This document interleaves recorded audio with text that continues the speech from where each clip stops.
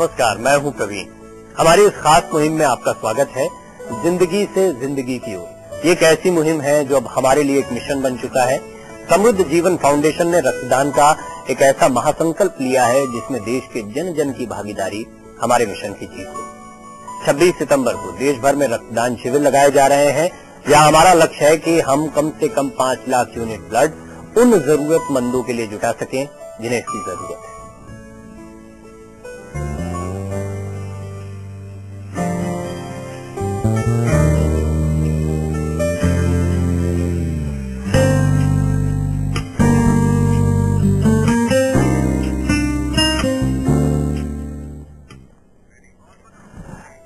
तमाम लोग हमारे साथ जुड़ रहे हैं, क्या खास क्या आम। और हम तमाम दर्शकों से अपील भी करते हैं कि वो इस कार्यक्रम को सिर्फ एक टेलीविजन शो समझकर ना देखें, क्योंकि ये कोई शो नहीं है बल्कि जिंदगियों को बचाने की वो कोशिश है जहां आप और हम मिलकर इस मुहिम को कामयाब बनाने के लिए एकजुट हुए हैं।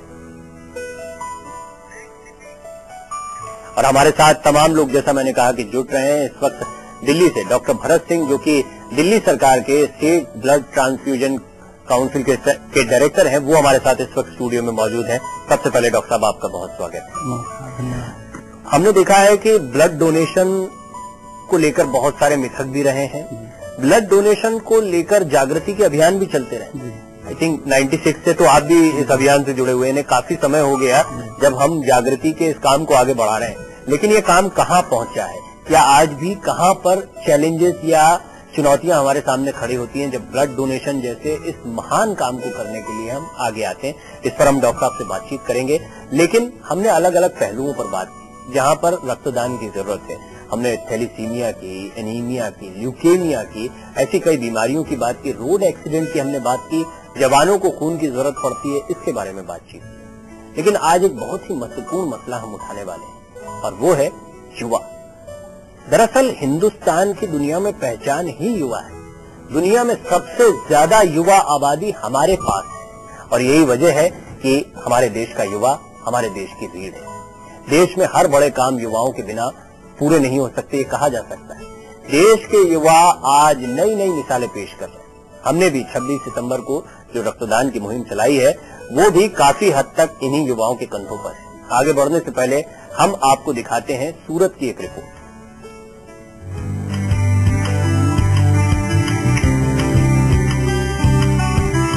देश का युवा जिस काम में भी एकजुट हुआ, वो हमेशा अपनी मंजिल तक पहुंचता है। आज रक्तदान की मुहिम में युवा वो मील का पत्थर साबित हो रहे हैं, जहां हर दिन नए किस्से और कीर्तिमान बन रहे हैं।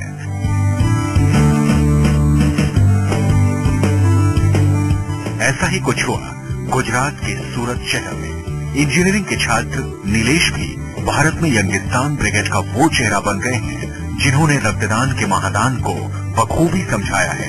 नीलेश अपने जन्मदिन पर रक्तदान करते हैं ताकि किसी को नई जिंदगी मिल सके। आज मेरा बर्थडे है तो मैंने सोचा कि मैं ब्लड बैंक पे जाके ब्लड डोनेट करूँ, क्योंकि हमारे ब्लड से 2 से 3 लोगों की जान बच सकती है, तो ऐसा सबसे अच्छा लगता है, इसलिए मैं ब्लड डोनेट करने आया हूँ। और साल में 2 से 4 बार मैं ब्लड डोनेट करता हूँ। वैसे गुजरात के लोग रक्तदान करने में किसी से पीछे नहीं है, बल्कि वो इस मुहिम में बढ़ चढ़कर हिस्सा लेते हैं।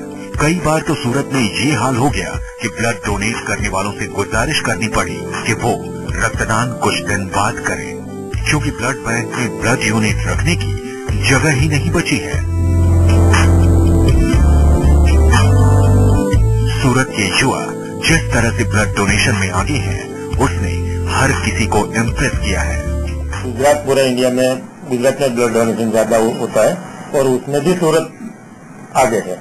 उसका मेन वो तो एक अवेयरनेस है, और अवेयरनेस के लिए ब्लड बैंकों ने, यहाँ की ब्लड बैंक ने बहुत काम किया। नीलेश ने अपने जन्मदिन पर जिस तरह से रक्तदान करने की पहल की है, उससे साफ है कि भारत में जरूरतमंदों को सही वक्त पर ब्लड जरूर मिल सकेगा।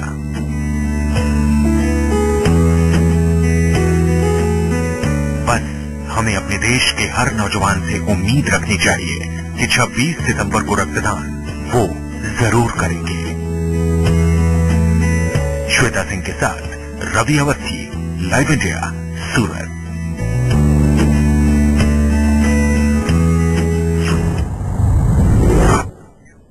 जिंदगी से जिंदगी की इस मुहिम का हिस्सा आप भी बन सकते हैं। इनफैक्ट अगर आप इस कार्यक्रम को देख रहे हैं तो आप इसका हिस्सा बन चुके हैं। अब आपको एक्टिवली पार्टिसिपेट भी करना है और 26 सितंबर को बड़ी से बड़ी तादाद में आपको आना है और रक्तदान करना है, क्योंकि इस रक्तदान से आपका तो कोई नुकसान नहीं होगा, लेकिन कई जिंदगियों को आप बचा सकते हैं। डॉक्टर भरत सिंह हमारे साथ मौजूद हैं। डॉक्टर सिंह, आप इस मुहिम से बहुत लंबे समय से जुड़े हुए हैं। अभी आप क्या स्थिति देखते हैं, दिल्ली की बात करें, देश की बात, क्योंकि खासतौर पर आप दिल्ली में काम कर रहे हैं, तो क्या स्थिति आप यहाँ पर देखते हैं देश की राजधानी में रक्तदान को लेकर? कितनी जागरूकता अभी लोगों में आ पाई है, खासतौर पर युवाओं? देखो, दिल्ली में हम आज कल 4.5 लाख यूनिट एकत्रित कर पा रहे हैं, जो दिल्ली के लिए सप्लाई एडिक्वेट है। और दिल्ली की पॉपुलेशन हम 1.5 करोड़ को देखें तो हमें 1% के हिसाब से 1.5 लाख यूनिट की आवश्यकता होती है। लेकिन दिल्ली एक मेट्रोपॉलिटन स्टेट है, इसमें राजधानी है, बड़ी बड़ी अस्पताल हैं जो मल्टी स्पेशलिटी हॉस्पिटल्स हैं, तो वहाँ रक्त की आवश्यकता एकदम बढ़ जाती है। तो इस प्रकार से हमारी जो डिमांड है 4.5 लाख यूनिट के करीब है और वो हम पूर्ति कर रहे हैं। और इसमें एक सबसे बड़ा जो चंक है इसमें रिप्लेसमेंट डोनेशन का है।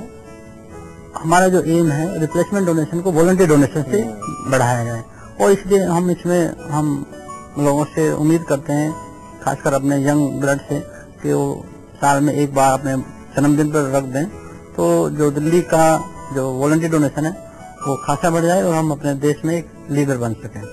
जागरूकता के लिए क्या क्या चुनौतियां आती है आप जब समझाने जाते हैं, खासतौर पर युवाओं को?